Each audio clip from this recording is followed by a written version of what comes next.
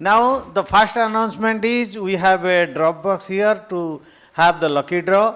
So there are lots of exciting prizes. I request you to kindly drop your coupon inside the box. Point number 2, we will have the shop exactly at 2:30 the session to start. There are another 2 sessions and the excellent speakers are also there. Please let us assemble at 2:30 sharp. कि उनका founder को पूछा कि sir आपने इतने शिद्दत से इतनी मेहनत से आपने इतना बड़ा कंपनी बनाया था, लेकिन आज केस क्या हो गया जिसके लिए आपका कंपनी आज लिक्विडेशन होने जा रहा है। तो नोकिया के फाउंडर ने बहुत विनम्रता के साथ, बहुत दुख का साथ उन्होंने एक ही लाइन को 3 अलग अलग अंदाज से बताया। उन्होंने बोला, ध्यान से सुनना, it is not that I am just telling a story, we have to pick the issues from that company. उन्होंने बोला कि हमने खुद को अपग्रेड नहीं कर पाया, हम खुद को चेंज नहीं कर पाया और हम समय का साथ नहीं चल पाया, जिसके लिए हमारा कंपनी आज अपडेट लिक्विडेट होने जा रहा है। तो दोस्तों मैं एक बार बताना चाहता हूं, हम जितने भी बड़े हो या छोटे हो, जितने सीनियर हो या यंग चार्टर्ड अकाउंटेंट्स हो, अगर हम आपको खुद को अपडेट नहीं करेंगे तो दुनिया में कुछ नहीं होगा। इसीलिए आज हमारा साथ है हमारा valued speaker of this session. May I now request all the delegates to please put your hands together to invite the speaker of this session, Kapil Rajkumar Talraji, to the stage.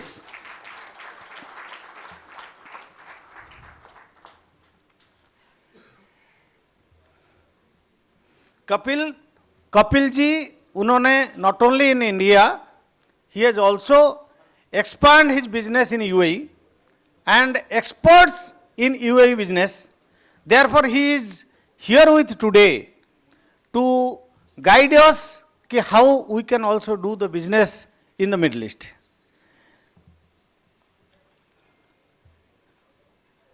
Kapil ji, a distinguished partner of Talreja and Talreja, a renowned chartered accountant firm, embarked on his professional journey upon clearing his CA in November 2011. As the youngest among his siblings, who are also chartered accountants and partners with the same firm, Kapil has demonstrated an exceptional aptitude for strategic business and professional development of the firm. Under his dynamic leadership, Talreja and Talreja has witnessed remarkable growth, currently on operating for 5 locations based in Ahmedabad, Bhavnagar, Jammu, Dubai and USA. Learning his experience in India and US business leadership, Kapil has spearheaded the expansion of the firm's practice across the Middle East, including Qatar, KSA, Oman, and other GCC countries. In this upcoming lecture, Kapil will share invaluable insights on the concept relating to Dubai laws and strategies for starting your own business and practices in the UAE. With this small introduction, now I request Biranji Mishra sir to kindly offer a sapling to our speaker, Kapil Talraji.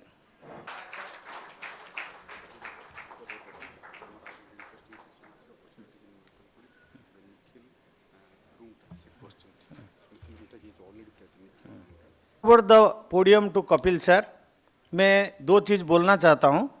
The next session is the most exciting session, जो हमारा speaker already arrive हो चुके हैं, Nikhil Rungta ji, and he will tell you कि अगले साल हर आदमी investment से 50 लाख से ऊपर कैसे कमाना है। और दूसरा ये है, इन एडिशन टू दैट, जैसे भुवनेश्वर का कस्टमरी कि विदाउट ये बॉक्स कॉन्फ्रेंस एंड नहीं होता है, and there are lots of exciting prizes waiting for you. I request every one of you to please wait till the last moment. किसको पता किसको ये लेडी लॉक चांस देगा विन करने के लिए prize. Thank you sir. Now I request Kapil Talraji, please come and deliver. I hope my voice is audible. Yeah? Okay. So, सबका खाना हो गया तो let us start, and we will try to keep it as an interactive session so that अभी आप खाना खा के आए हो तो आप you should not feel sleepy. जो मुझे सेशन दिया गया है इट्स लाइक थोड़ा जिम्मेदारी वाला सेशन दिया गया है सो दैट सब जागते रहें. Do we have wireless mic if you can we have the yeah okay yeah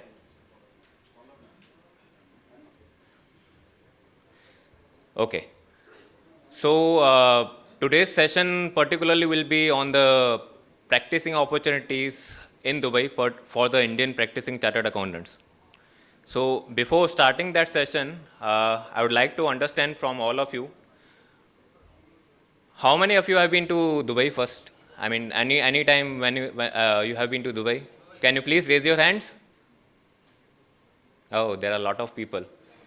How many of you plan to visit Dubai or are willing to visit Dubai? मैं देखना चाहता हूँ रेस्ट में से भी आधे लोग ऐसे भी तो होने चाहिए ना कि भाई अभी सोच रहे हैं, गए भी नहीं है, अभी जाना भी नहीं है, तो फिर okay. And apart from all these things, how many of you are looking forward to start your practice by sitting here only in India itself? If you get the chance to start your practice in UAE, will you be interested? Yes. Superb. Okay, perfect. So थोड़ा हम लोग brainstorming करते हैं. Yeah. Okay.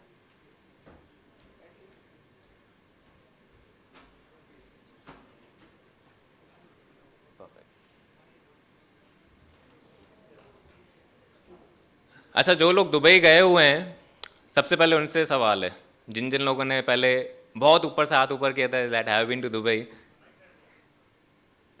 कौन कौन किन किन लोगों ने हाथ ऊपर किया था? कैमरा में रिकॉर्ड हो चुका है वैसे. I would like to understand from you, आप लोगों ने क्या देखा है वहाँ पे? हाउ डू यू फील कि आप प्रैक्टिस स्टार्ट कर सकते हो? I will need to share this mic to the people who are very much interested in answering this question, please.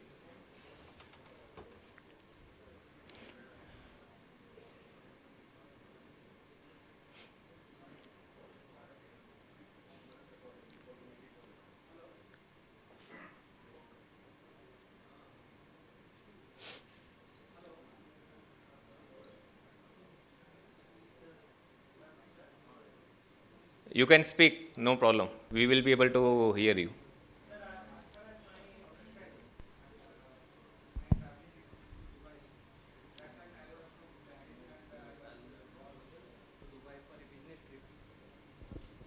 So, Dubai is a big business hub, and they have done so much good infrastructure and digital system, and for a business what we need for actually, not only infrastructure but the ecosystem and whatever. So that they have equipped with, and tourism also they have developed. So as far as my understanding for a business perspective, that is very equipped to do the business first. Second thing, there are so many travel airlines and other things from India. Currently we are so much improved, but earlier that time I was talking about let's say 2017-18 I was 2017-18 before COVID. so, yes. Yeah. So that time it was so many traffics from air traffics. It was gone through Abu Dhabi or Dubai. So that was also a having kind of transit. So you mean to say that there are people from different countries that are Exactly. coming over there? They're from, staying there. Yeah, from USA to India that can rotate through Okay, Abu Dhabi. okay. So But- in a overall aspects, economic perspective, it was having a ecosystem to grow, sir. So Perfect. that was my understanding. So I can say, like, if any of your customers are willing to go to Dubai, even many of your customers are already inquiring for the Dubai side. So this is the first reason. Why should you start practicing in Dubai? Because your customers, your prospects, your customers are ideally looking towards Dubai as a business hub. There are a lot of people who are already doing business through Dubai through any means. It's not compulsory that they would have set up their entity over there, but they are very much aware about Dubai as a business hub. It's because of your customers who are looking to go over there to set up their business. And now, why are they going to Dubai? I'll give you the reasons for that particular thing as well at the later stage. But this is the first thing. If your customers are going there, ideally they will need your services. They will need a person who can give them the virtual CFO services. Who can give them a kind of setup, advisory, and tax-related services to them over there in UAE. So this is the first thing. Yeah, sir. You are thinking to say something, please. I believe for there no personal income tax and no corporate tax. Yeah, For taxation is one of the reasons.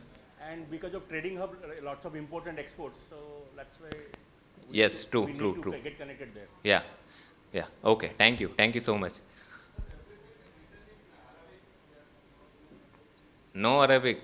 Hindi is also there. Hindi is the second most speaker. I mean, I can say like it's a kind of language which is most popular after Arabic over there. The company Even- incorporation document of my client was Yeah, totally that's a written in- totally different story. But nowadays it's in English also. It's in English also. But when you go over there, you will be able to find even Arbis are speaking in Hindi. So कभी ऐसा मत समझना कि वहाँ पे हिंदी में बात करोगे तो पीछे कोई अरबी खड़ा है तो उसको समझ में नहीं आएगा. There are a lot of people who understand Hindi over there and they are speaking in Hindi. The second reason is of course the revenue wise. The kind of revenue, if you are planning to start your practice in UAE, the kind of revenue that you get over there is highly different from the practice that you are doing in India. Like if I ask you people just for the GST registration, how much do we charge to the customers generally? 500,000, 2,000, 3,000? Plus a bribe to the GST officer? Or, yeah. Sorry? It depends on customer to customer, what's there in the customer. But nowadays, when we talk about UAE, now the corporate tax registrations have also started. Since last year, the corporate tax has come into the picture. So if I give you just an example for the corporate tax registrations, it's hardly a 10-15 minutes work. And do you know how much generally the consultants over there charge for the corporate tax registrations? 1,000 dirham. It's ideally like 750, 1,000, 1,500. But average, it's a kind of, if it's a good medium size firm or a small size firm, it will ideally charge almost like 500 to 750. This is the minimum figure that is generally charged for the corporate tax registrations only. So it somewhere comes around minimum 12,000, 13,000. That too only for the work of hardly 10-15 minutes. And that is also from the same customer to whom you are providing the GST services. He will not mind paying you 500 dirham or 750 dirham over there for the corporate tax registrations, but he will find it very difficult to pay you 5,000 for the GST registrations here. Yeah. So number second is the fees. It matters a lot when we practice in UAE. And third, from the branding point of view, from the a kind of customers that you are looking for to give them the services. Like if you are an Indian chartered accountant, ideally we always dream to provide services to some of the listed companies or to some of the big names in the market. Let's say I can say like if I have anyone from the film industry, a celebrity who is my customer, right? So if I will try to provide them the services from the Indian market, particularly for the Indian services, we never get the chance to interact with them. But when you are in a kind of practice wherein you are providing them the complete services from the India as well as from the UAE point of view, being a chartered accountant, having both the having the knowledge of both the laws, ideally it makes you very much unique, particularly from the service point of view, in case any of the big corporates are planning to set up their base in Dubai. Like when we started in 2018 our practice, but given my role, I entered into this practice particularly 3 years back. You can say like after COVID. And now we are in the interaction, and we have some of the customers who are the listed companies in India. Also, some of the celebrities are also working with us. They are our customers.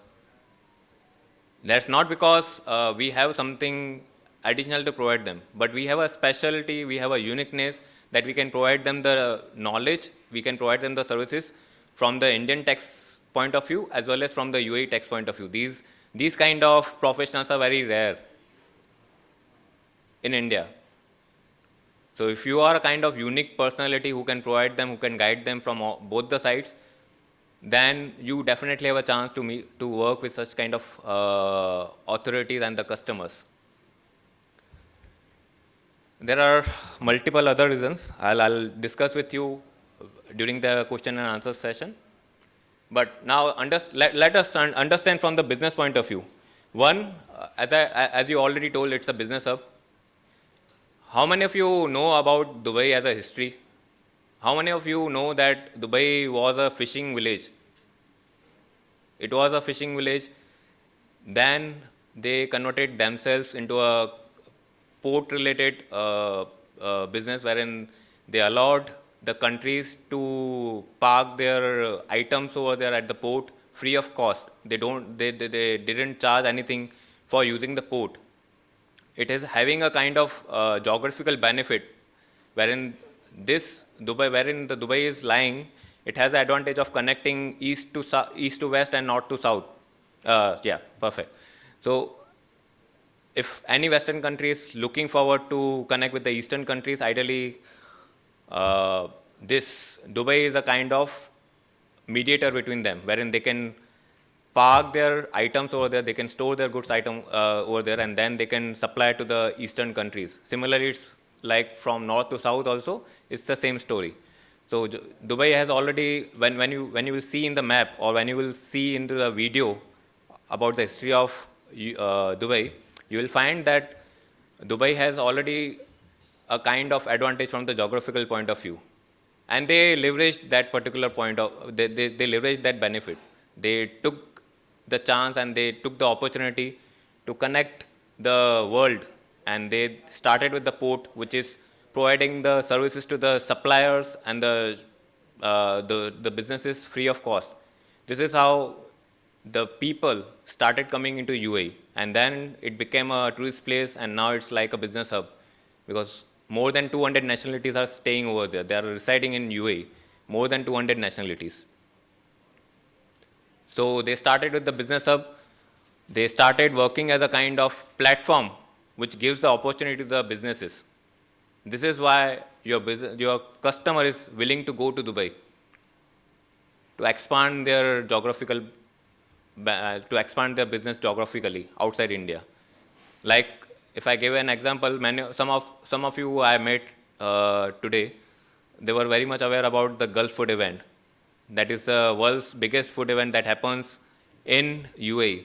So if you have any food-related entrepreneur who is into the export-related business, I'm damn sure he will be very much aware about this Gulf Food event that happens every year in January and February. GITEX is one of the second events which happens in October. It's ideally for the startups and the IT industries.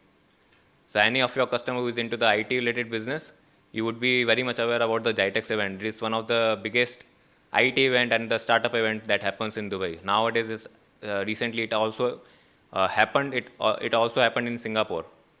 Dubai tied up hands with Singapore, and they just did this business exhibition over there as well. So if I have a customer from food industry, what he will try to see is, he will try to go to Dubai, he will try to explore the opportunity, he will try to meet the people from different countries during the Gulf Food event, and he will try to take the opportunity to do business with all these people. So Dubai is providing that platform. It's a kind of networking platform, I can say. Very in simple words, I can say it's a kind of networking platform wherein people from different countries with the same business are coming at one place to discuss about the business opportunity that they can do with each other. So that's the reason Dubai is very much popular in India, particularly from the business point of view, also from the tourist point of view. Second, as I already mentioned, different nationalities. So recently we met one of the customer who he recently opened the company in Dubai, but his main intention was not from the tax point of view. He had to tap the European market, but he was not getting the proper resources, human resources from India. Wherever he is planning to set, be it in Bangalore, Mumbai, Ahmedabad, he was not able to get a proper human resource to tap the European market. He was looking for the people who can speak French, who can connect with the people from Italy and to the different European countries. He found all these resources in Dubai. That's why he has opened the entity in Dubai and is now recruiting the members over there. He's recruiting the HR over there only to tap the European market just for his own products. So this is the kind of additional benefit that the customers are getting when they are planning to move their base to Dubai. Third, now in future you will definitely be hearing about the Bharat Mart. Bharat Mart is coming in next 1 to 2 years. Bharat Mart is nothing. It's a kind of place. It's a marketplace that will be established in Dubai at the nearby Dubai's biggest airport that is coming in 2028. It's nearby Jebel Ali Port. How many of you are aware about the Jebel Ali Port? The port that I was actually talking about, which had allowed the businesses to use it free of cost. How many of you are aware about the Jebel Ali Port? DP World. DP World, you would have already heard about DP World if you are seeing cricket and other sporting events. The DP World is nothing. It's Jafza. It's Jebel Ali. It's a sister concern or it's a parent company of Jebel Ali Port. So, so everything is coming nearby Jebel Ali Port. What mentality with which intention are they coming with the Bharat Mart? Is they recently started with the EU market, that is the China's market that they have started recently at that place. So their intention is, in case any customer who is looking to go to China to meet his suppliers, in future he should not go to China. Ideally, he should come to EU market to meet his suppliers.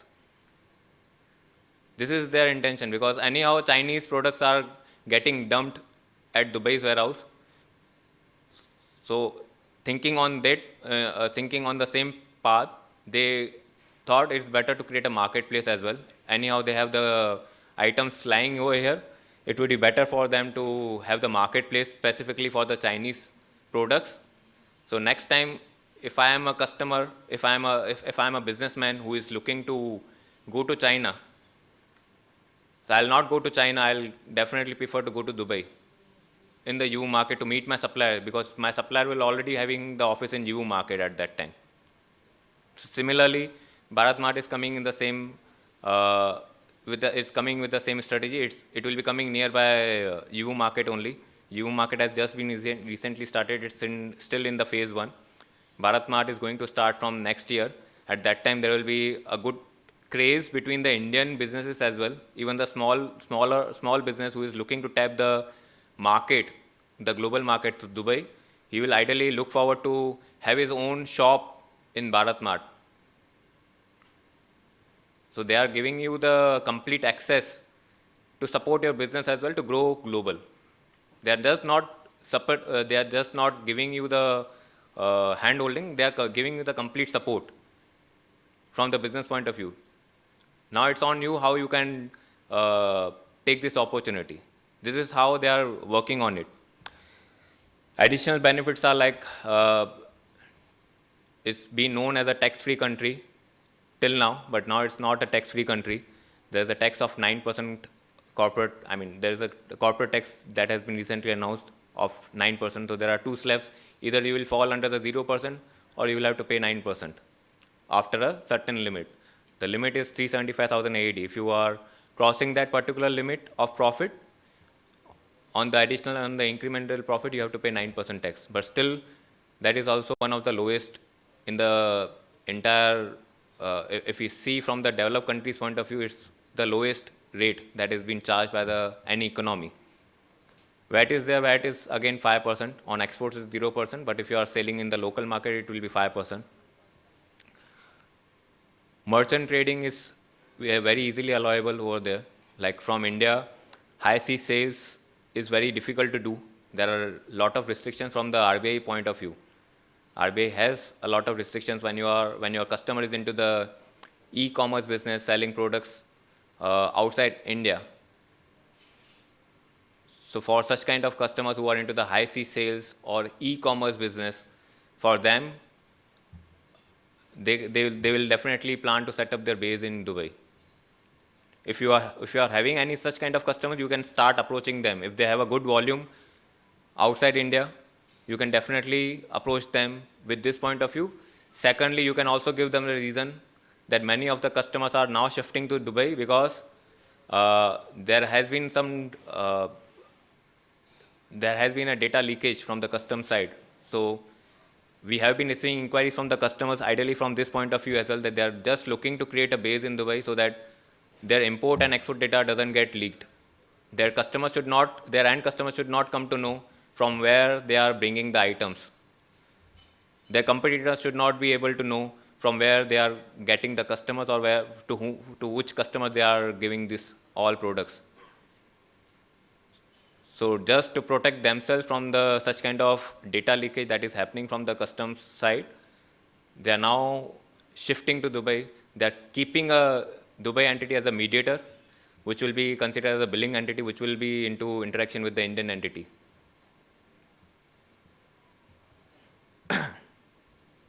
Second, there are a lot of other benefits like 100% ownership is allowed.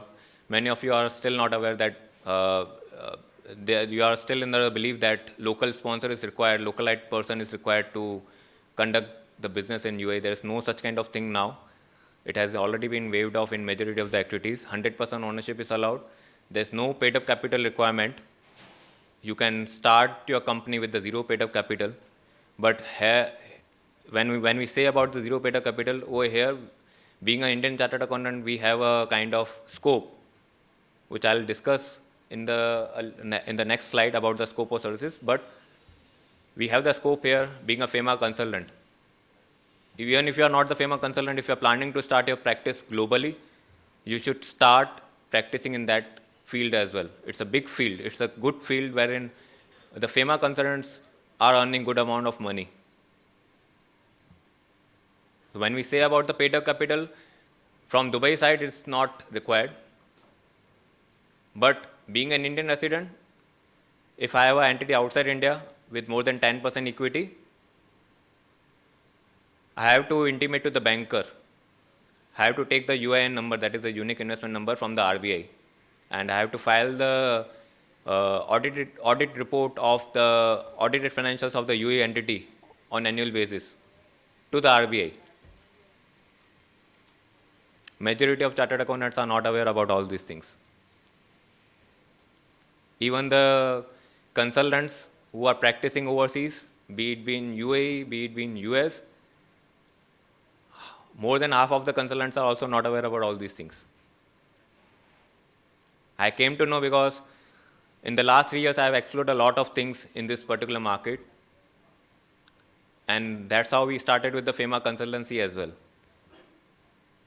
Even if there is a customer who is not working with us, he is working with any other consultant, I start with the interaction. Sir, FEMA का आपने compliance किया है? At that time itself, wicket is down. He is saying, sir, ये क्या होता है? UIN number क्या होता है? Neither is consultant is aware about this thing, nor chartered accountant is aware, और customer को तो पता ही नहीं है. At that time he feels कि अच्छा, मतलब इनको सब कुछ knowledge है. इनको इंडिया के भी लॉस का knowledge है. He is already having the knowledge of the US and UAE side. तो आगे हमें कुछ भी compliance करना है, तो we will try to get it done from him. So ये सब चीज़ें आपको तभी पता चलेंगी when you will start entering to this particular practice. But ये सब चीज़ें आपको पता होना चाहिए कि when any of your customers is looking to set up their base overseas, FEMA will come into the picture, RBI will come into the picture. कैसे आएगा क्या आएगा वो बात की बात है, बट इतना आपके दिमाग में अगर चला गया है, you can guide the customers from that point of view and there is a value addition from your side. वहाँ पे see in today's world I don't think कि businesses को even in earlier stage as well, businesses have always seen chartered accountants as a burden, to be very honest. जो return filing के time पे परेशान करता है, ऑडिट के लिए परेशान करता है, but they don't see any kind of value addition from the business point of view, not talking from the compliance point of view. Compliance point of view we are very well, we are already providing the value, but business में कहीं पे भी उनको support नहीं दिखता हमारा. Am I right? हम लोगों का ज़्यादातर फोकस कंप्लायंस इन सब पे होता है, एडवाइजरी पे होता है, बट एडवाइजरी में भी again you have to protect them from some of the things which they are not aware of. Like अगर मैं आपको ये चीज़ बोलूँ कि आपका कोई कस्टमर है who is into the food industry, आपने कभी सोचने की कोशिश की कि आपके दूसरे भी कोई कस्टमर्स है who are into the food industry and मैं इन लोगों को एक दूसरे से कनेक्ट करवाता हूँ so that they can do good business with each other in case अगर कुछ सिनर्जीज बैठेंगी तो. Have you ever try to understand कि भाई कस्टमर कभी ये भी देखता है हमारी साइड से कि आपके पास कुछ अच्छे नेटवर्क हैं, you already have the network, but आप कभी उसको शेयर ही नहीं करते अपने कस्टमर्स के साथ. वो आपको शेयर करोगे तो यू विल फाइंड कि आपका कुछ वैल्यू एडिशन भी आ रहा है apart from the compliance point of view as well. But ये चीज़ हमें कहीं सिखाई नहीं गई है.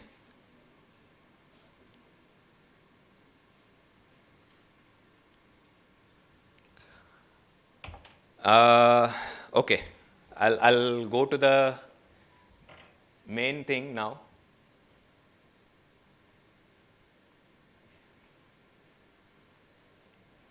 This is the map of UAE.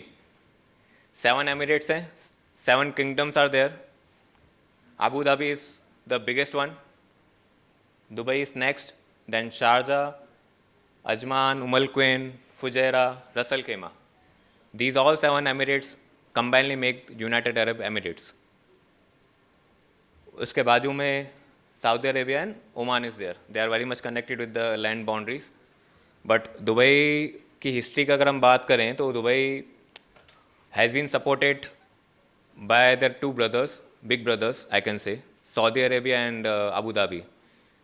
Even though लोग बोलते हैं कि दुबई की ये ऑयल से कुछ ज़्यादा इनकम नहीं है, but the fact is Saudi Arabia के पास, अबू धाबी के पास जो ऑयल की इनकम थी, वही इनकम इन लोगों ने यहाँ पे एज अ ग्रांट दुबई को देके, and Dubai has made all this infrastructures. तो चाहे कोई कितना ही बोले कि दुबई की खुद की ऑयल से नहीं है, उन्होंने सब कुछ डेवलप किया है अपने टूरिज़्म बिजनेस इंफ्रास्ट्रक्चर्स के हिसाब से, but at the end, at the back side, if you see there is a big support given by the countries like Saudi Arabia, जो एक्चुअल में सारा इनकम जो है उनका ऑयल से ज़्यादा आता है. ठीक है. नाउ अब अगर हम बात करें दुबई के लिए, अच्छा again coming back to the those को पीपल जो लोग दुबई होके आए हैं, कस्टमर्स आप कैसे ढूंढोगे वहाँ पे? What do you know about the customer base? Anyone? अब कोई हाथ ही नहीं ऊपर कर रहा है. तो कस्टमर ढूंढने के लिए पहले समझना तो पड़ेगा ना कि दुबई में एक्चुअली में कौन कौन बैठते हैं वहाँ पे. लोग आते हैं, ये वहाँ पे प्राणी कहाँ से आते हैं, कौन सी जगह से आते हैं, कहाँ बैठते हैं, ये सबसे बड़ा इम्पोर्टेंट क्वेश्चन है. हम लोग गलती क्या कर लेते हैं, दुबई में प्रैक्टिस करनी है तो दुबई वालों को पकड़ो. अरे पर दुबई वाला बैठा कहाँ पे वो तो देखो. दुबई में 90% पब्लिक जो है बाहर की है. Do you know? सिर्फ 10% ही लोग लोकल हैं वहाँ पे. Rest all the people have come as a Banjaras and वहाँ पे जाके सेटल हुए हैं सब. सो अब इससे क्या मतलब निकलता है मुझे थोड़ा, अब इतना तो मैंने हिंट दे दिया. अब इससे आपको क्या समझ में आया? 90% लोग बाहर से आए हैं, तो इससे आपको क्या समझ में आ रहा है? अभी भी जो लोग आ रहे हैं बाहर से आ रहे हैं, अब इससे इसका मतलब क्या, आप मुझे बताओ। मैंने आपको एक हिंट तो दे दिया। Sorry,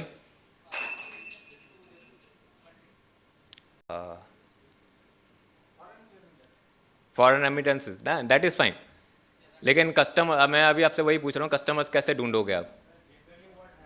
How they go about the customer scenario is जो job procurements and everything होता है सर, वो लोग डेटाबेस खरीदते हैं जनरली। हाँ। जो दुबई में जाते हैं हाँ। दे परचेज डेटाबेस। जैसे मान लीजिए कोई आपको मतलब यहाँ से जॉब लग गया वगैरह, और उसके बाद में जैसे कंपनी लेके गया, तो डेटाबेस खरीदने के बाद में they go about like contacting those people. Again आप उस पे ही आ रहे हो कि वहाँ पे जो लोग बैठे हुए हैं। नॉट एग्जैक्टली सर, मुंबई में मेरा बंदा एक है, वो यहाँ से दुबई के लोगों को लेके जॉब में लगाता है। There is a bunch of people that person handles. So क्या है कि उसके पास एक स्ट्रॉन्ग डेटाबेस है। So how they go about is in Indian firm, what I came to know, basically Indian and Pakistani firm, they contact those kind of people and they purchase that database, and then they go about do meeting those people from the back end, and then they discuss the business and those opportunities and they explore. Okay, but वो लोग बैठते कहाँ पे? आपके पास चलो data तो आ गया, वो बैठते कहाँ पे? Sir, after procuring the data only they contact, and after that only they explore. Okay, मैं आपको बहुत सिंपल में समझाता हूँ। वो बंदे बैठते हैं आपके बाजू में ही। अपने वाइफ को मत देखिए, वो तो आपके साथ ही है लेकिन आपके सिटी में ही बैठते हैं। राकेश जी कहाँ गए? राकेश गुप्ता जी, आपका कस्टमर कहाँ बैठा हुआ है सर, जो आप मुझे बता रहे थे कि उसने लास्ट ईयर में कंपनी फॉर्म किया था? भुवनेश्वर, राइट? सो कहने का मतलब ये है कि जो कस्टमर्स हैं, you need to understand from the demographics point of view कि आपके डिसीजन, आपको अल्टीमेटली काम किससे? डिसीजन मेकर से ही है, राइट? जो आपको आपके साथ कॉन्ट्रैक्ट करने वाला है, वो बंदे कहाँ बैठते हैं? वो बंदे बैठते हैं आपके आजू बाजू में ही, in your same city, in India as well. मतलब not only in the same city but also in India. Majority जो पीपल वहाँ, जो लोग हैं, they are ideally from the Asian countries and then from the develop countries like US, UK, European countries, and now from Russia, Ukraine. जहाँ जहाँ पे भी war होता है, सबको लास्ट में दुबई दिखता है कि चलो दुबई चल के सेटल हो जाते हैं, ठीक है? सो कहीं पे भी वॉर होगा तो आपको एक चीज़ ध्यान आ जाएगी कि भाई अभी उस कंट्री में वॉर चल रहा है, तो अब उनको हम लोग टारगेट करते हैं, सर दुबई आना है आपको। आप सर्च कर रहे थे ना दुबई आने के लिए।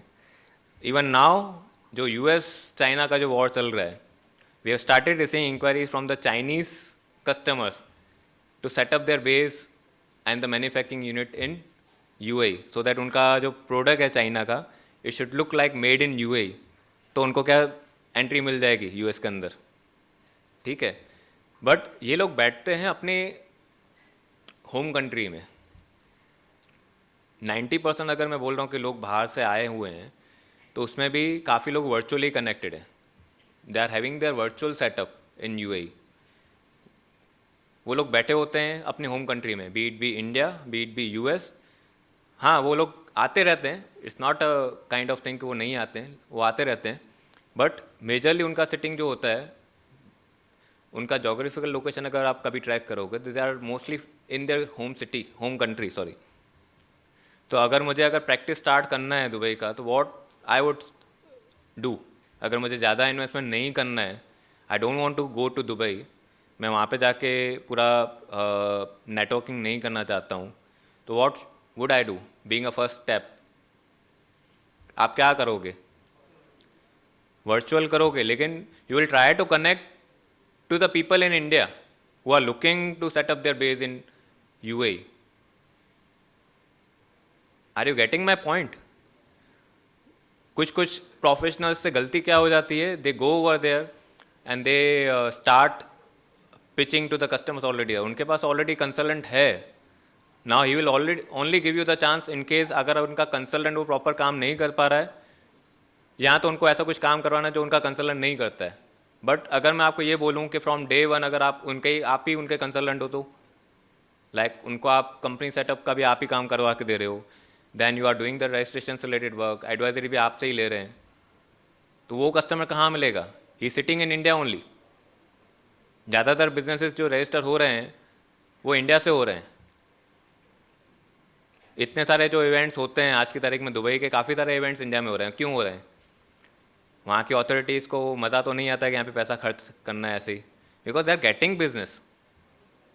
वो लोगों को यहाँ से ही बिजनेस मिल रहा है and they are helping all those people to set up their base over there. तो ये आपको सबसे पहले दिमाग में रखना है। अगर लोग बाहर से आ रहे हैं, इट मीन्स आपको अपनी कंट्री में देखना है। यूएई के लिए बाहर तो मतलब इंडिया बाहर ही हो गया। तो इंडिया से काफ़ी इंक्वायरीज आती हैं जिसके लिए इंडियन चार्टर्ड अकाउंटेंट्स के बाद काफ़ी अच्छा अपॉर्चुनिटी है। In case if you are having a strong network, अगर आप अपना खुद का प्रेजेंस ऐसा बना देते हो तो सबसे पहले कस्टमर आपको ही कनेक्ट करेगा, because he is looking for a kind of consultant. उसको शायद पता भी नहीं होगा कि चलो दुबई में करना है तो मुझे इंडियन कंसल्टेंट की भी ज़रूरत पड़ेगी, बट जब आप उसके साथ पहली बार इंटरेक्शन करोगे, that will be the first chance. उसी चांस पर आपको उनको बता देना है कि that you will need the support from Indian background as well, क्योंकि अल्टीमेटली आपको पैसा, आप आधे से ज़्यादा लोगों का ये इंटेंशन होता है कि हमें पैसा वापस लेके ही आना है इंडिया के अंदर। तो you can guide them from the repatriation strategies. हम लोग तो पहले जब पिच करते हैं पहले एक ही क्वेश्चन पूछते हैं उनको आगे जाके, मतलब जब हमारा प्रपोजल जाता है at the same time we also pitch them for the repatriation strategy कि आपको आगे जाके पैसा वापस लेके आना है इंडिया के अंदर। दूसरा कोई कंसल्टेंट पूछता ही नहीं है वो, क्योंकि वो ऑलमोस्ट वो यूएई वाले कंसल्टेंट्स को पकड़ के बैठते होते हैं। अब सिर्फ जो यूएई की प्रैक्टिस कर रहे हैं वो थोड़ी ना उसको स्ट्रेटेजी बताएगा इसके बारे में। लेकिन अगर मैंने उसको पहले ही बॉल पे प्रपोजल के साथ डाल दिया ये सब चीज़ें कि भाई वाई यू शुड चूज अस, उसको इतना तो समझ में आ गया कि भाई ये लोग मुझे टैक्स एडवाइजरी भी देंगे, क्योंकि अल्टीमेटली मेरे को पैसा तो इंडिया में ही लेके आना है।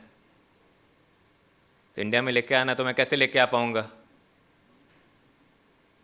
और दूसरे कंसल्टेंट्स के पास जाएंगे तो वो ये सब सर्विस नहीं दे पाएगा।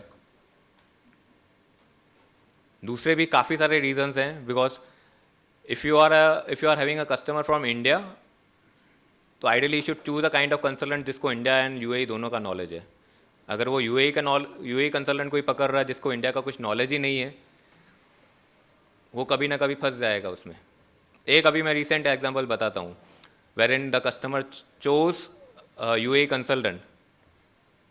यहाँ पे कुछ इमिग्रेशन गाइडलाइंस हैं इंडिया के अंदर कि अगर आपके पासपोर्ट में कहीं पे कुछ रिमार्क लिखा हुआ है फॉर द सिक्योरिटी चेक, तो उस केस में आपको कुछ सर्टिफिकेट निकलवाना पड़ता है इंडिया से, कोई मिनिस्ट्री से certificate ministry of immigration, I am not that much aware, लेकिन वी नो द प्रोसेस कि भाई अगर किसी के अंदर ये लिखा होता है इमिग्रेशन चेक लिखा होता है, immigration check required, immigration check required अगर किसी के पासपोर्ट पे लिखा हुआ है due to any reason, there can be multiple reason, it's not like वो भाई टेररिस्ट है इसलिए उसके अंदर ऐसा लिखा हुआ है। There can be lot of reasons जिसके वजह से इमिग्रेशन चेक रिक्वायर्ड लिख के आता है, पासपोर्ट पे ही लिखा होता है। लेकिन ये यूएई कंसल्टेंट्स को नहीं समझ में आएगा, because they are not doing anything from the India part. अगर वो कस्टमर हमारे पास आता है तो first thing that we tell them, आपके अंदर इमिग्रेशन चेक रिक्वायर्ड लिखा हुआ है तो you have to get the certificate issued from the ministry, नहीं तो यहाँ से आपको बोर्डिंग नहीं करने दिया जाएगा। कस्टमर्स यहाँ पे मार्क खा जाते हैं, अगर इनके वो किसी और कंसल्टेंट के पास जाता है, फ्लाइट पकड़ने जाता है, वहाँ से इसको भेज दिया जाता है वापस कि घर पे चले जाओ। Because UAE doesn't have any kind of, UAE को कुछ लेना देना ही नहीं है कि आपके इंडिया में क्या नॉर्म्स हैं। Why would they think about the Indian norms? उनके पास तो काफ़ी अलग अलग कंट्री से रिक्वायरमेंट्स आ रही, तो वो थोड़ी ना सबका लॉ पढ़ने बैठेंगे। From the practical point of view UAE consultant को कुछ लेना देना ही नहीं है कि वो कस्टमर यूएस का है कि इंडिया का है। हमें क्या लेना देना है कि भाई इंडिया के कस्टमर है तो इंडिया के रेगुलेशंस क्या उसको फॉलो करने। I can not be a master of all the countries.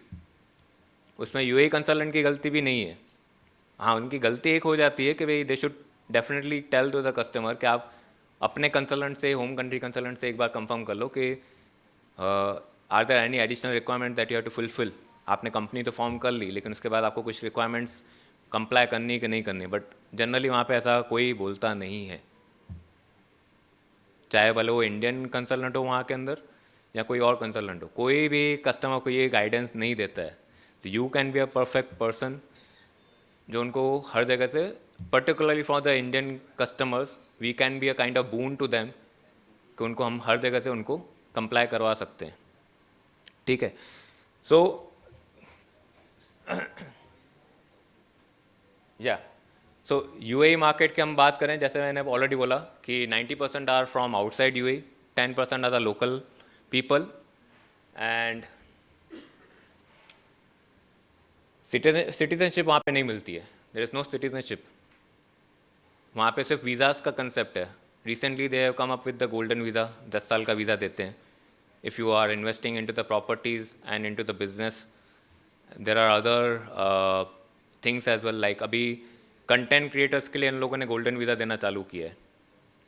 अब इस पर मैं आपको एक और सिंपल चीज़ बताता हूँ, which I will connect with you in the later stage. Wave summit हो रहा है, किसको पता है? There is a wave summit going on, Mumbai में हो रहा है, राइट? कौन वहाँ पे जाने वाला है जनरली लोग? Entertainment industry, right? Content creators, writers, celebrities. So अभी अगर यूएई ने अगर गोल्डन वीज़ा कंटेंट क्रिएटर्स को देना चालू किया है, डोंट यू थिंक कि हमारा वहाँ पे जाना बहुत ज़रूरी है? मतलब we should at least go over there and meet such kind of people, that you are into this practice and you have already given support to many content creators to set up their base in UAE, because UAE is giving golden visa to such kind of content creators. वहाँ से आपका एक click बनना चालू हो जाता है, you start creating a bond with the such kind of industry. मैं कल उधर ही था जी, वेव्स में. So my team is also there still. I mean, there are it's 4 days event. So my team is already there and they are still meeting with lot of people over there. But ये चीज़ आपको खुद connect करनी पड़ेगी. After understanding the bit of some measures that have been taken by the UAE market, उसके हिसाब से आपको India में उसको कनेक्ट करवाना पड़ेगा. You will have to create a kind of bonding कि आपको कौन से कस्टमर बेस पे आपको फोकस करना है. You can plan to exhibit, I mean, subject to our ethics, you can plan to exhibit as well in such kind of events to bring them all to Dubai. तो ये मैंने आपको एक example दिया है, but या this is how we, जो customers के लिए पूछ रहे थे कि कस्टमर कैसे मिलेंगे सर, तो कस्टमर्स ऐसे मिलते हैं. You will have to go and attend all such kind of things, but ये सब इंडिया के अंदर ही है. You don't need to travel to Dubai. एक बार दुबई ट्रैवल करना ज़रूरी है to understand the ecosystem. I'll 100% agree on that part. But at the initial level, when you are starting your own practice for UAE, आपको India के अंदर ही you have to create a kind of network. I'll not say कि customer base बनाओ, but network आपका जितना strong होगा India के अंदर, you will get a lot of inquiries for particularly for this region. Yeah, so residence visas पे हम लोग जनरली काम करते हैं. यूएई के अंदर देयर इज नो सिटीजनशिप. 2 साल का वीज़ा मिलता है for the business visas and जो जॉब कर रहे हैं वहाँ पे, so they get the visa for 2 years and golden visa में 10 साल का वीज़ा मिलता है. अपार्ट फ्रॉम दिस, अगर कम्युनिकेशन के लिए बात करें तो कम्युनिकेशन व्हाट्सअप कॉल नहीं चलता है वहाँ पे. You will have to figure out some other options like bottom and all that stuff अगर आप फ्री कॉलिंग करना चाहते हो. हाँ, आया ना जवाब. इंडिया के लोग सब जुगाड़ लगा रहे ही थे. So even I use VPN, don't worry. मैंने उल्टा वहाँ पे जाके सबको सिखा दिया कि आप VPN यूज़ करके व्हाट्सएप पे कॉल करो, बिकॉज आप इंडियन कस्टमर्स को नहीं बोल सकते कि बॉटम इंस्टॉल करके मेरे को कॉल करो. It will not look good कि आप दुबई में बैठे हो and then you are not giving them the call and उसके ऊपर आप उसको ये बोल रहे हो कि बॉटम इंस्टॉल करके मेरे को कॉल करो. So you can use VPN, but ये सब arrangements are there. email and normal calling is the best way to communicate over there. In case if you are planning to approach any of the customers, email and normal call is the best way. WhatsApp पे messages work and voice messages are the generally kind of thing. Generally लोग voice message ज़्यादा करते हैं. So transportation is very time consuming because only Dubai has the metro. बाकी जो 6 Emirates हैं वहाँ पे मेट्रो नहीं है. So if you have to travel from Sharjah to Dubai, तो transportation में you have the public transport and the taxis. This is the these are the two options available, and it's very time consuming अगर आप गलत time पे जा रहे हो तो. दुबई एंड शारजा के बीच में सिर्फ 15-20 किलोमीटर का ही डिस्टेंस है, बट जब गलत टाइम पे निकलते हो तो ऐसा लगता है जन्मों जन्म का रास्ता है बीच में. 2-2 घंटे लग जाते हैं सिर्फ 15-20 किलोमीटर कवर करने के लिए. So going on a kind of time वो बहुत मैटर करेगा उस वक्त.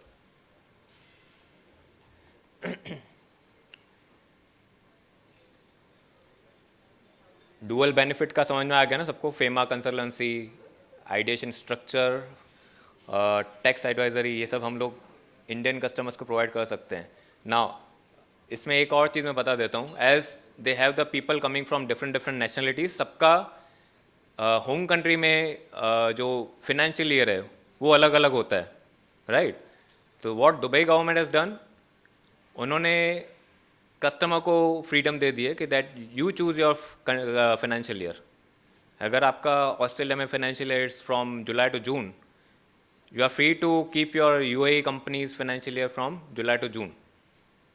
आपके जो भी कॉर्पोरेट टैक्स रिटर्न्स हैं, वैट रिटर्न्स हैं, it will go as per this financial year. अगर आपका अप्रैल टू मार्च है, you can keep April to March. If you are into Jan to December in your home country and you want to keep the same thing, you can keep the Jan to December kind of financial year, right? So considering the demographics, इसके हिसाब से UAE government ने ये सब decisions लिए हुए हैं. Now सबसे मेन मुद्दा, what kind of services we can provide and what is the potential, how much we can earn. So basic, I have divided this thing into the 3 parts. First is the basic one, जो हम लोग routine practice करते हैं, that is tax, audit, advisory. ये सब चीज़ों में भी अच्छा खासा रेवेन्यू है. I have given you the example for corporate tax registrations. Corporate tax returns अभी स्टार्ट नहीं हुए हैं. This is the first year for the corporate tax returns filing. But जिस तरह से लग रहा है, ideally the fees for corporate tax return filing it will range from 1000 to 2000 dirham. सो अगर आपके पास कुछ ऐसे कस्टमर्स सेट हो जाते हैं who are looking forward for the compliance, because अब कॉर्पोरेट टैक्स रिटर्न्स फाइल करने के लिए उनको बुक्स ऑफ अकाउंट्स भी मेंटेन करने पड़ेंगे. पहले वहाँ पे सिस्टम नहीं था बुक्स ऑफ अकाउंट्स का, टू बी वेरी ऑनेस्ट. आज की तारीख में भी जब आप वहाँ पे जाओगे, you will find many of the businesses doing the work in Excel. काफ़ी सारा काम एक्सेल पे ही होता है. एंड एट दैट टाइम हमको लगता है कि यार इतना इंफ्रास्ट्रक्चर डेवलप करके रखा है. जब अंदर की बात पता चलती है तो अंदर तो देखते हैं कि सब लोग अभी भी एक्सेल पे ही काम कर रहे हैं. So this is the right time to enter into this practice, because books of accounts की भी डिमांड अभी निकलेगी. बुक कीपिंग की डिमांड ऑलरेडी निकलना चालू हो चुकी है. जो लोग कस्टमर्स को ऑलरेडी इंटीमेट करते जा रहे हैं for corporate tax returns filing, they are also intimating them कि आप बुक्स ऑफ अकाउंट्स बना के दो, otherwise will not be able to file your returns. तो बुक कीपिंग का एक बहुत बड़ा स्कोप आगे जाके निकल रहा है. You will have to tap that market. There is a huge demand coming up, not only for the book keeping but also for the corporate tax returns filing. Corporate tax के लिए there are certificate courses that has been announced by ICAI. वो आप attend कर सकते हो. And the faculties over there are amazing. वो आपको literally practical way में they are giving you the knowledge on how you should file the corporate tax returns.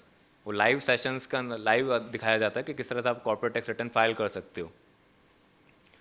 So I believe our institute is doing the fabulous work. उसमें कहीं पे भी knowledge impart करने में from the practical point of view कहीं पे भी दिक्कत नहीं है. It's just we have to find the customers, right. तो corporate tax returns filing it will be somewhere around 1000, 2000, 3000 dirham as well. ये मैं मिनिमम फिगर्स बता रहा हूँ. It can go to a kind of level, because वहाँ पे you will find the people from different countries. तो you can charge them 5000, 10,000 dirham as well. There is no such kind of thing कि भाई US का customer है तो US का customer easily ही can give you 5000 dirham as well for filing the normal return. तो ये सब चीज़ें आपको ध्यान रखनी है. इंडियन कस्टमर का तो it can be a kind of thing कि 1000 dirham से शायद ज़्यादा नहीं दे, 1000-2000 dirham से ज़्यादा. But people from different countries outside Asia वो आपको अच्छा खासा और भी पे कर सकते हैं. Again 1000-2000 dirham is also a kind of good fees I can say, because आपको एक दिन का काम के लिए अगर if you are getting such kind of revenue it's not bad, right. VAT की बात करें तो VAT is again the same thing. VAT registrations starts with $750, 750 dirham for the registration part, and returns filing, it depends on, again, minimum 750 dirham is the quarterly fees that is charged for no minimum related transactions. ज़्यादा transaction होगी तो you can charge your fees accordingly. The second scope that is coming up is from the internal audit.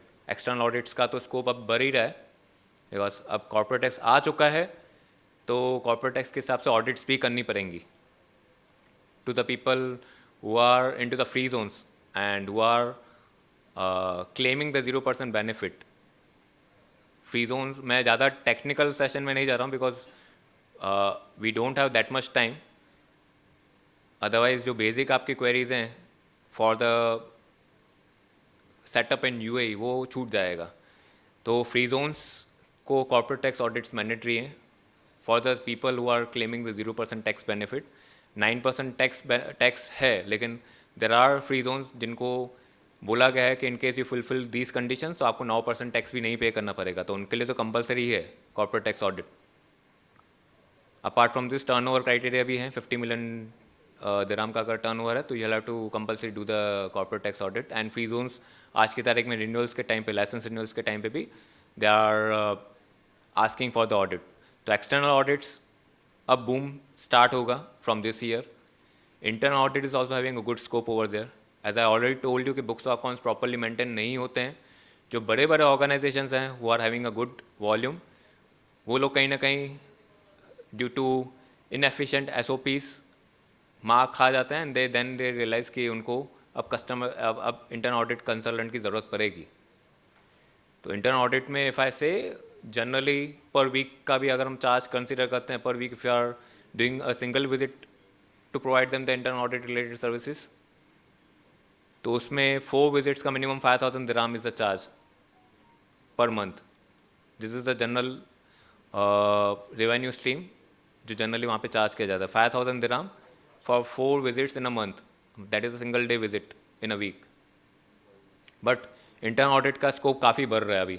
So in case internal audit के लिए the only issue from particularly for you guys will be कि आपको वहाँ पे जाके धीरे धीरे करके सेटअप फिजिकल भी देखना करना पड़ेगा, particularly for the internal audit, because internal audit के लिए how you will be able to do it virtually, that's the biggest question. उसके लिए आपको वहाँ पे फिजिकली सेटअप करना पड़ेगा. You will have to have one person who can, 1 or 2 person or team who can conduct the internal audit on your behalf, or you can be a kind of people जो वहाँ पे regularly travel कर सकते हैं. It's not a big deal nowadays अगर आपको अच्छा खासा रेवेन्यू मिल रहा है वहाँ से. So in the first initial project you can take the risk and you can go on weekly basis over there, right. Second scope of services is company setups. And yes please. Yeah I come to that point as well. वही हमारा main session है अभी. अच्छा, we are already running out. We just have 15 minutes left, right? I'll come to that point. Yeah. So second scope is about the setups and relevant services. अच्छा, कितने लोगों any random guesses I would like to know from you. Any random guesses कि company setup में लोग वहाँ पे कितना कमाते हैं? तो प्रोफेशनल्स कितना कमाते हैं एक कंपनी सेटअप पे? Generally people, the professionals, how much they would be earning? Any random guesses? 25,000 INR के दिराम? हाँ, INR. Any other guesses? 50,000. Any other? 5,000 dirham. That is very much accurate. I mean, nearby to that thing. It's almost like 1 lakh you will be able to earn in case you have any inquiry and customer is successfully getting converted to you for setting up their base in UAE. Because company setups may be, the free zones also give you some sort of referral fees when you set up the base of any customer in that particular free zone. Plus you will be charging to the customers as well. Customers से generally जो charge लिया जाता है, it's somewhere around minimum 3,000 dirham that is charged to the customer for setting up their base in UAE. Plus for visa assistance, क्योंकि यहाँ पे visa की भी ज़रूरत पड़ेगी उनको. Why visa will be required? मैं बहुत simple words में समझा देता हूँ. There is no जो मैंने अभी स्टार्टिंग में आपको बिजनेस वीज़ा का बताया था कि 2 साल का वीज़ा मिलता है, जॉब वीज़ा मिलता है, बिजनेस वीज़ा मिलता है. So any customer who is looking to set up their base in UAE, उनको एक वीज़ा लेना पड़ता है. They have to give that particular visa to any of their authorize signatories. क्यों? ये बैंक की साइड से कंडीशन है.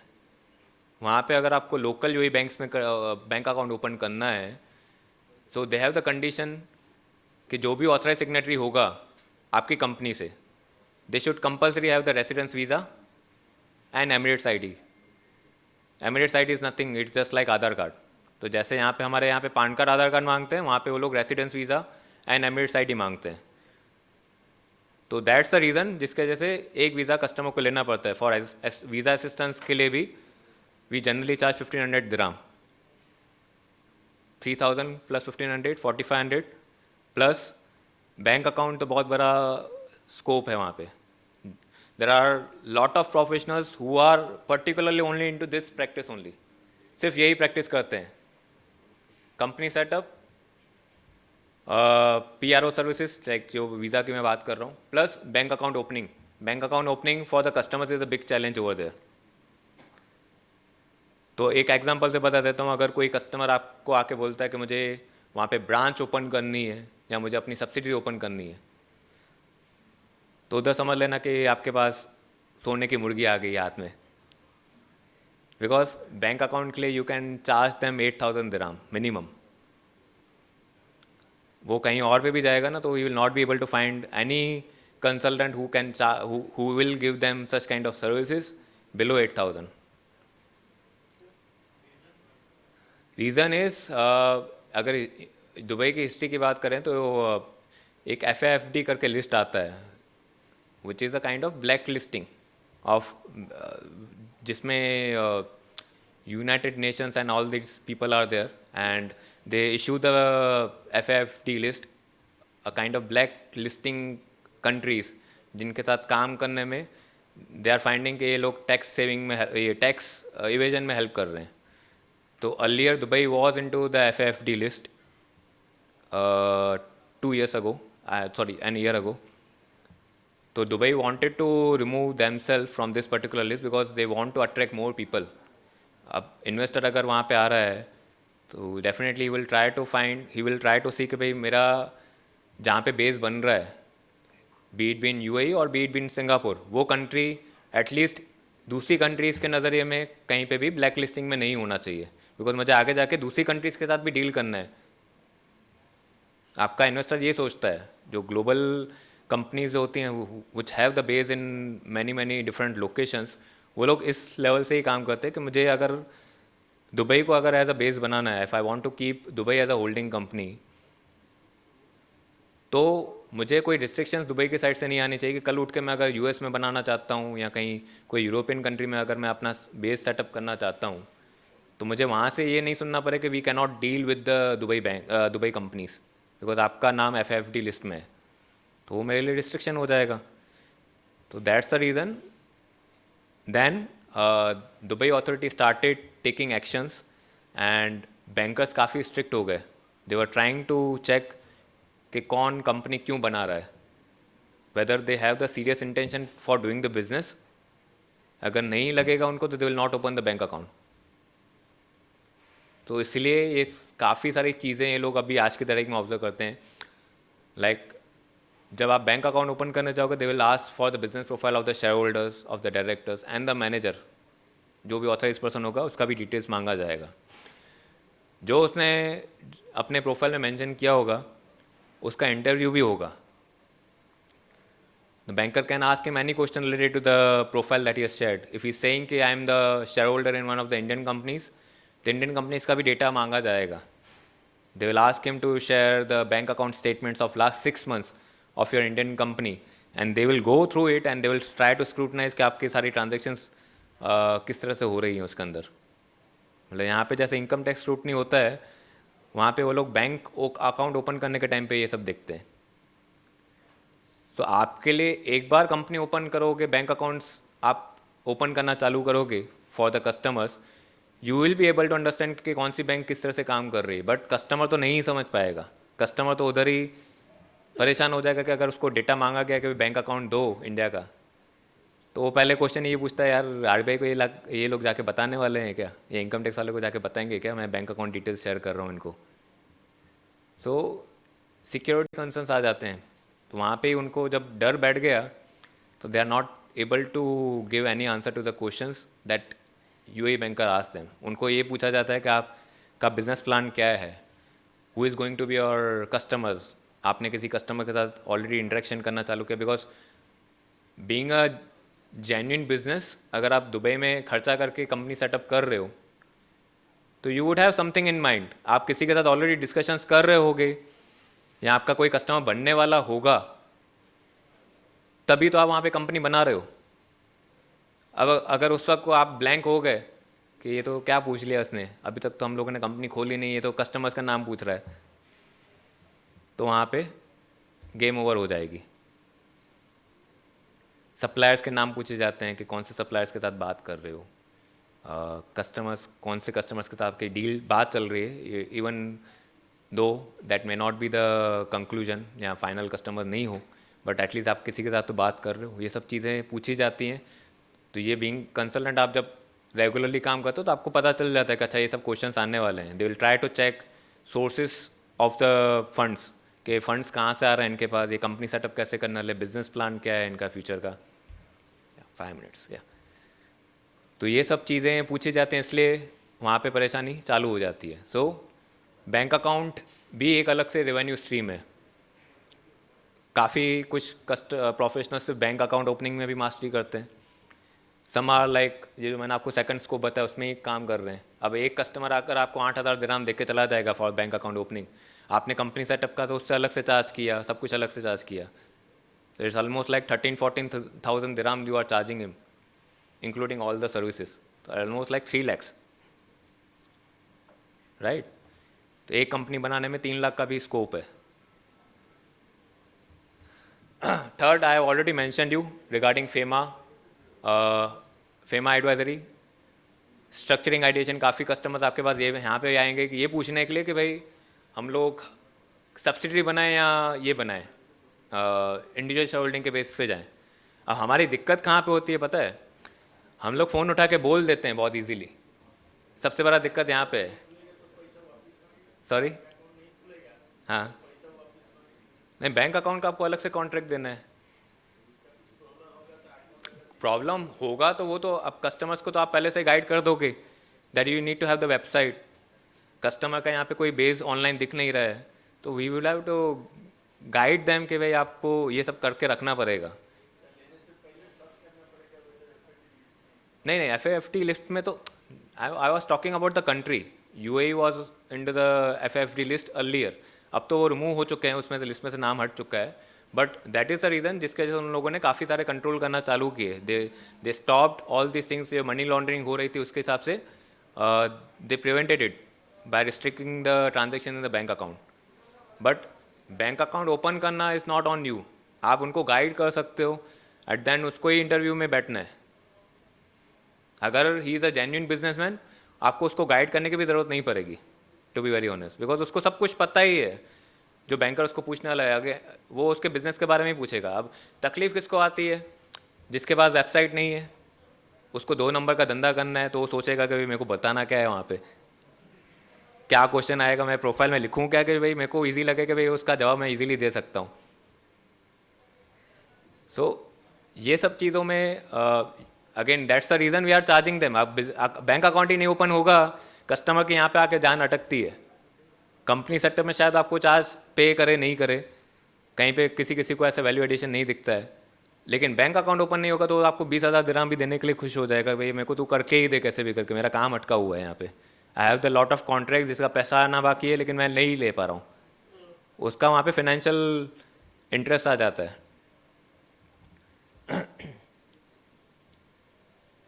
थर्ड वाला मैंने आपको ऑलरेडी बता दिया है, I have given you the idea कि हाँ, इसके अंदर मैं यही बोल रहा था कि हम लोग बहुत इजीली बता देते हैं कस्टमर को कि भाई क्या करना चाहिए, क्या करना चाहिए।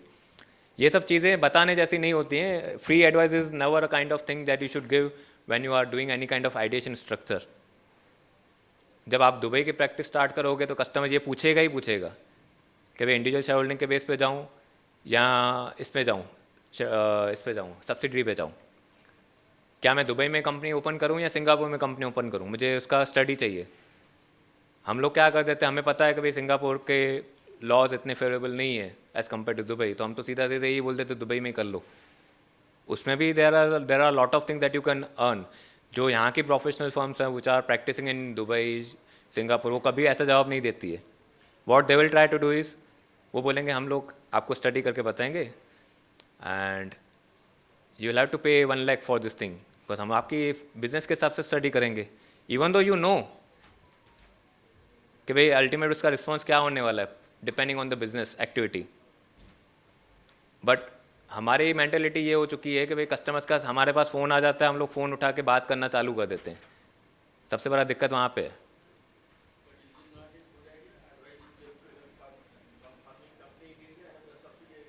हाँ, बट ये चीज़ें हम लोग सीधा सीधा बता देते हैं ना, दिक्कत वहाँ पे है। वी फील कि भाई इसको बता देंगे तो कस्टमर तो हमारे पास आ ही जाएगा, वो फिर कहीं और चला जाता है फिर। अच्छा, ये चलो हम लोग इसको स्किप करते हैं। ये मैंने ऑलरेडी आपको बता दिया है।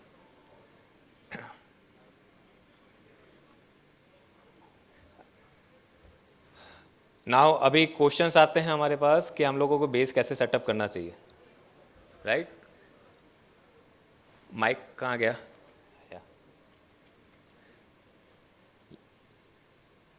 चलो अब मैं आपसे ही पूछता हूँ कैसे स्टार्ट करना चाहिए। मैंने थोड़ा तो एटलीस्ट आपको आइडिया दिया है। You give me the hint कि किस तरह से करना चाहिए। आप बात करो please.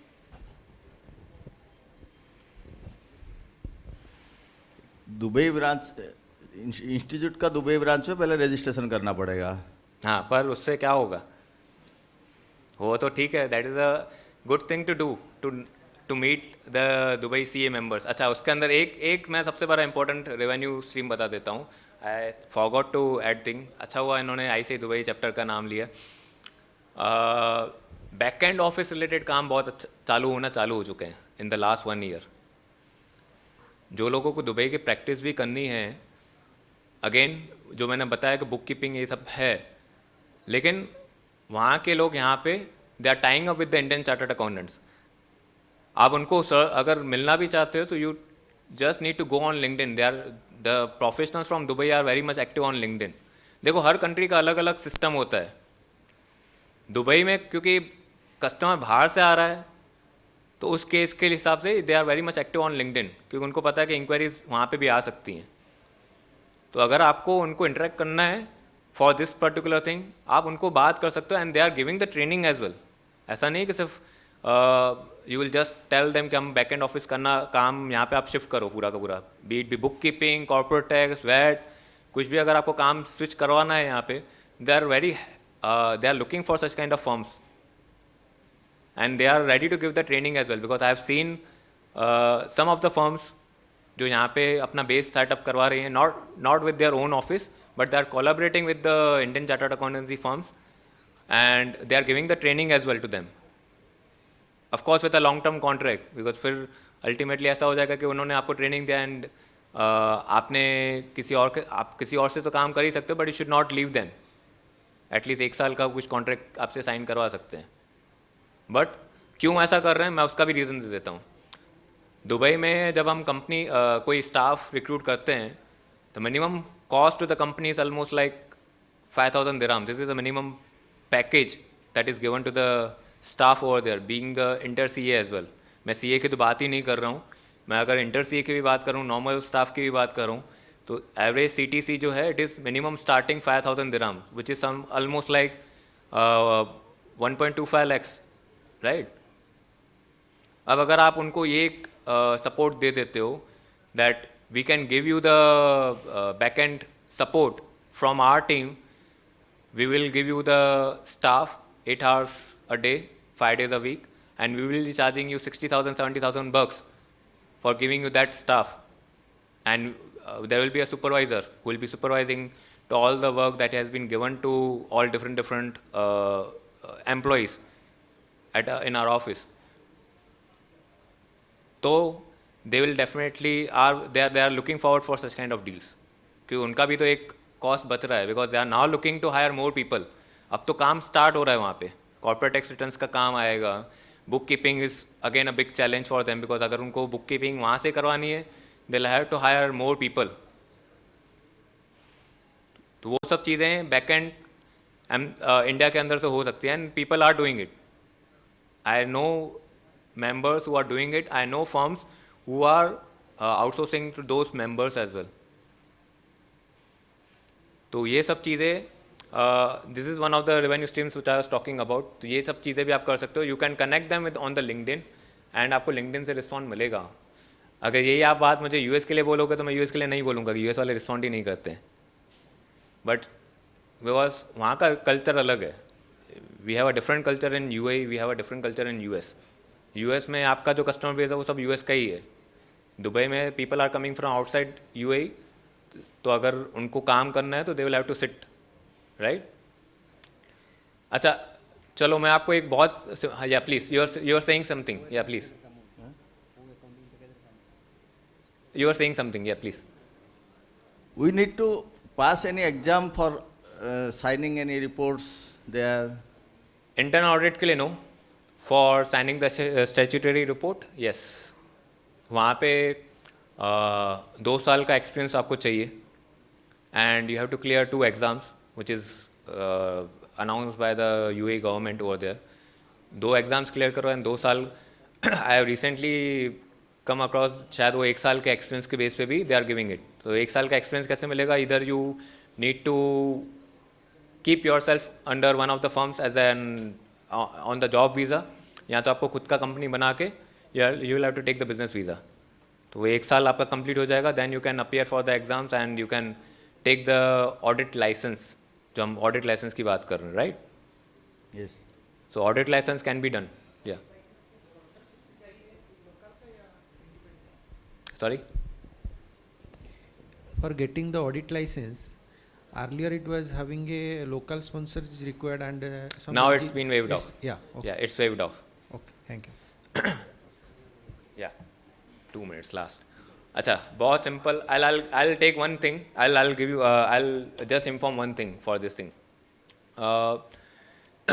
To find the customers, जो हम अभी बात कर रहे थे. In simple words, you have to think from the customer's point of view.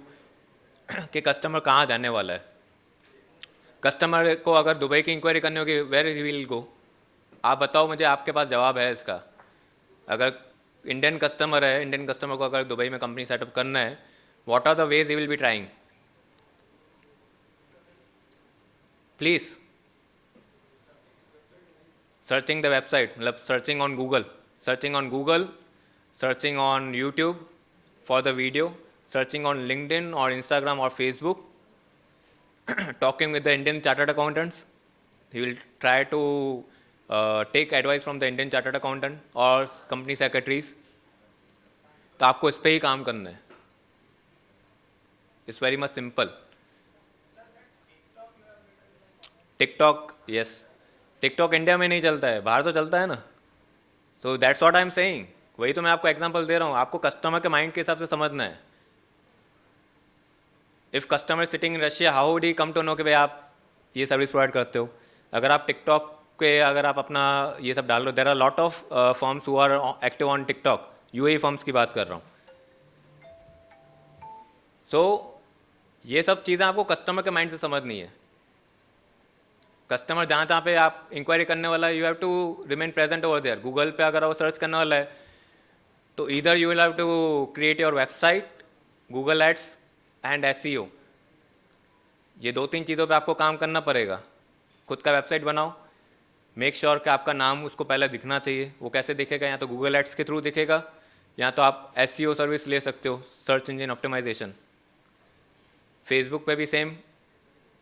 WhatsApp हमारे इंडियन कम्युनिटी के लिए काफ़ी अच्छा है, बिकॉज व्हाट्सअप काफ़ी लोग यूज़ करते हैं. व्हाट्सअप पे आपके जो भी बिजनेस ग्रुप्स बने हुए हैं या सीए के ग्रुप्स बने हुए हैं, प्रोफेशनल ग्रुप्स बने हुए हैं, you start informing your groups that you are practicing in UAE, या you started practicing in UAE. धीरे धीरे इनडायरेक्टली आप जब बात करोगे तभी ये सब होगा. बट ये चीज़ों पे आपको मास्टरी करनी पड़ेगी. It's not a kind of thing कि आप गूगल पे जाओगे एंड ये सब चीज़ों पे आपको मास्टरी करनी पड़ेगी. हाँ, इधर you have to outsource it. But inquiries आती हैं इंडिया से, कहाँ हर जगह से इंक्वायरी आती है. in case you are there on Google or any such kind of platforms. Plus, अगर आपका नेटवर्क अच्छा है in the professional community, तो उससे भी इंक्वायरीज आपको आएंगी on B2B basis of course.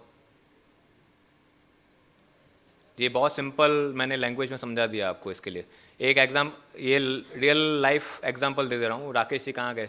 मैं ढूंढ रहा था उनको.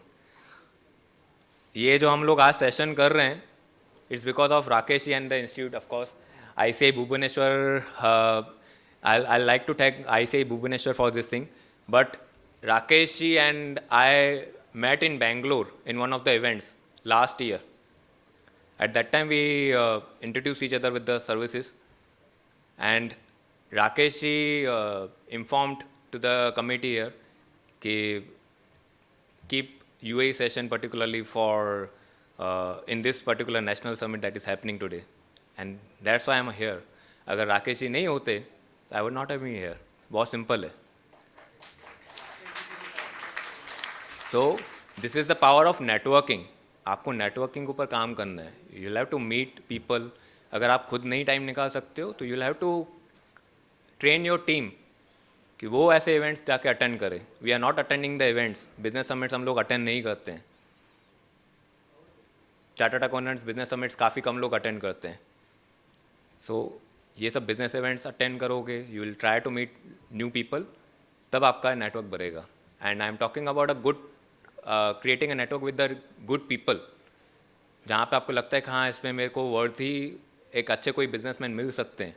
वैसे नेटवर्किंग इवेंट्स में जाओगे, you will definitely find some good people and long term में आपको अच्छा खासा हेल्प मिलेगा. Yeah that's it from my side. Thank you.